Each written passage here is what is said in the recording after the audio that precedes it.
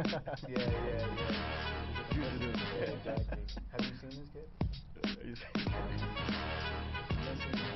Saturday. Welcome to Fight City, NYC, Manhattan Neighborhood Network's pound-for-pound best show about boxing and mixed martial arts. We've got a jam-packed show for you. Check us out on the web at www.fightcitynyc.com. My name is Ben Chan. I'm your host. And to my right, I've got the Astoria assassin, Aris Pina. Next to me, I've got the Bronx bomber, Francisco Guzman from BoxeoMundial.com. We've got a special guest today, Nirmal Lloyd, the trainer. There's a lot to talk about today. Been a really busy weekend in boxing. We're going to start off with last night's bout, Amir Khan versus Paulie Malignaggi. Guys, what happened? Amir Khan versus Malignaggi. That was a guy. It's almost like a guy who had a 22 versus a guy with a machine gun. Right. Malignaggi had the 22. He had the 22. Almost a pellet gun.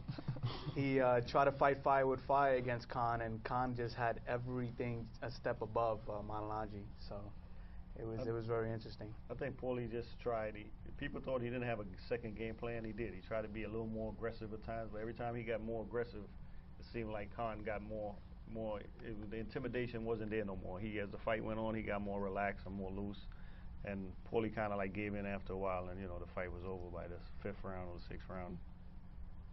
According to CompuBox stats, Malignaggi landed 127 punches, 87 to the head, 40 to the body. Khan almost doubled that by a little bit. He landed 259 punches, 223 to the head, 36 to the body.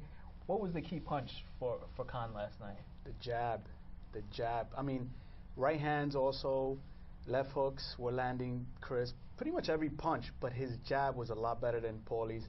Paulie threw an up jab, but he kind of flicks his jab. He doesn't really snap it. And Khan kept his hands up and would snap that jab, knocking Paulie's head back. He was just stronger. He was a little bit taller than Paulie. He was just better. He was, like I said, it was just a guy who had the better tools than Paulie Malignaggi. I think it was more or less like basic boxing, what it's called basic boxing. It was a jab, a right hand, and a hook that did the job. He didn't throw no exceptional punches where it was like an uppercut or anything except basic boxing. And he used the fundamental rule of boxing, which was a jab, and the jab worked really good. The jab, I mean, it was like a beautiful jab. Any fighter in the world who looked at that fight last night, that's the way you want to throw a jab, with intense and trying to hurt the other guy and keep his head and the fight off balance, and he did that. Would you say that the jab is like a lost art today?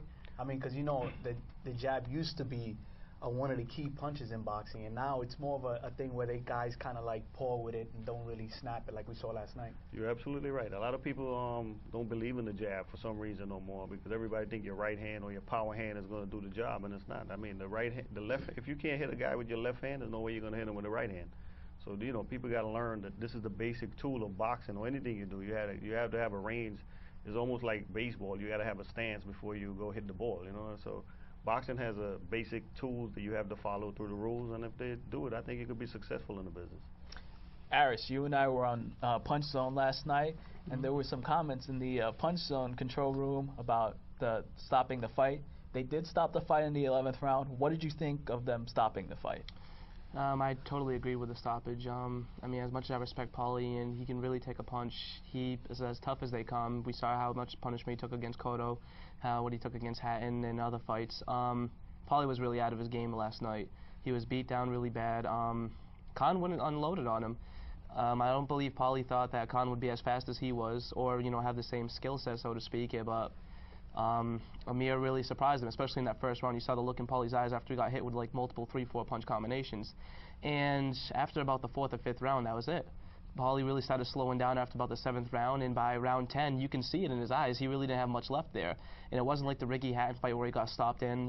He should have just let him finish the fight. This fight needed to be stopped because Paulie, as tough as he is, he wasn't going to go down.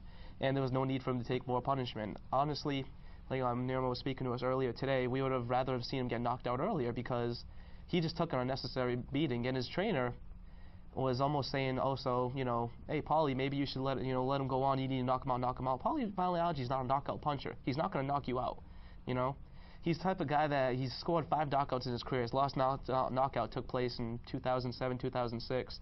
No chance of him coming back in this fight, and there was no need to take unnecessary more punishment than when he was taken. His eyes were glassy. He was stumbling around. It was a good stoppage. And his trainer should have known that. Right. Agreed. You know, knowing that he doesn't have a lot of knockouts. I think sometimes we try to allow fighters for a second chance, but I think as you saw the fight go along, and we said, there's no way he gonna swing from the rooftop or even jump off the rooftop to knock Khan out last night. You know, it was at that point after the 7th round, you could see Paulie was just getting beat down, and you know you don't want to see a fighter get punished. You know, I mean, and our instinct is better. Sometimes the fight is over in 30 seconds than to go on and get a beating. You know, like that. You know what I mean? And Amir did say he was gonna punish him. Whatever reason they did, it worked out that way. You know, it seemed like Paulie and I, like I said, I have a lot of love for Paulie. I've known him since a kid, and hopefully, you know, they made one comment last night that I would like to say this. Paulie's probably a B+ fighter or a B fighter, and those are the fights you want to see him in. You know, with the Diaz fight was great. You know what I mean? And these boxing has to open up the doors for fights like that for these guys. But I think what keeps Paulie from being an elite A fighter is his punching power too.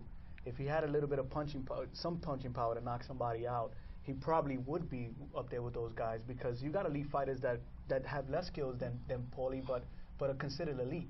So, you know, and also you got to give him respect. He has a chin. I mean, he took it to the chin from fighters like Cotto, Ricky Hatton, and Khan. And we don't know. He could have probably did 12 rounds. I mean, he was taking a lot of punishment. But this is one guy who you got to say has a good beard. I agree. And you know, last week I made the comment that Paulie floats like a butterfly and stings like a butterfly, and but I will never question that he has the heart the size of a lion. Definitely. And Indeed. you know, he was the one that wanted to go on. So so all credit to Paulie.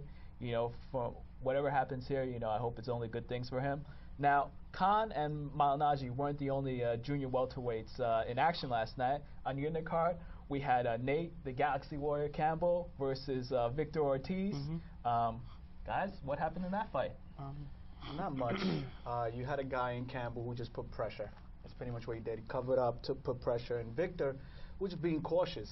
I think we're going to have to change Victor's name to Cautious Victor, because he was being very cautious. Right? But from a fighter's point of view and a boxer point of view, which Victor was last night, it was the best way to fight. A nerve kind of way. No, you're right. And I think he fought the perfect fight, but I also thought that Nate got a little older last night. Age showed up, and he didn't really have, you know, the artillery to go out there and take him out. He tried it a few times, and then by the 5th round, he realized, man, what am I fighting? You know, I'm fighting an invisible guy that's not standing for me to hit, and he couldn't do nothing else but chase him around the ring.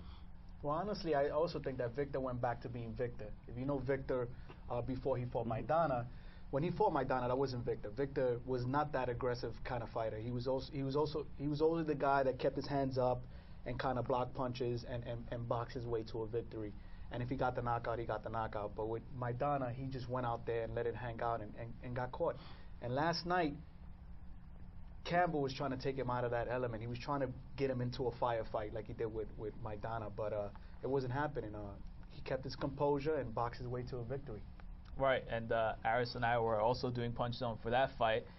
Campbell landed 71 total punches, 45 to the head, 26 to the body. Ortiz landed 121 punches, focusing mostly on the head with 103 headshots, 18 body shots. Aris, what did we see from Campbell last night? Like Nemo just said, Campbell's always been one of my favorite fighters, but he's looked really old and sluggish. It started with the Ali Funica fight. It continued with the Jim Bradley fight, how bad he looked when everyone thought he'd be better when he was moving up to junior welterweight. And then, as you saw last night, he's old and he's sluggish. The Nate Campbell of old would have put on a lot of pressure. He would have been throwing a ton of punches like he did in the Juan Diaz fight. He's still digging to the body, throwing, landing to the head. And he would have had a much better chance of unruffled Victor Ortiz and got him a little bit more worked up. Ortiz boxed the perfect fight the way he was supposed to, but you could still see in Victor's eyes also that he still hasn't quite shaken the Marcos Maidana fight. I don't believe. I believe. Yeah. I believe that what you said. Yeah. So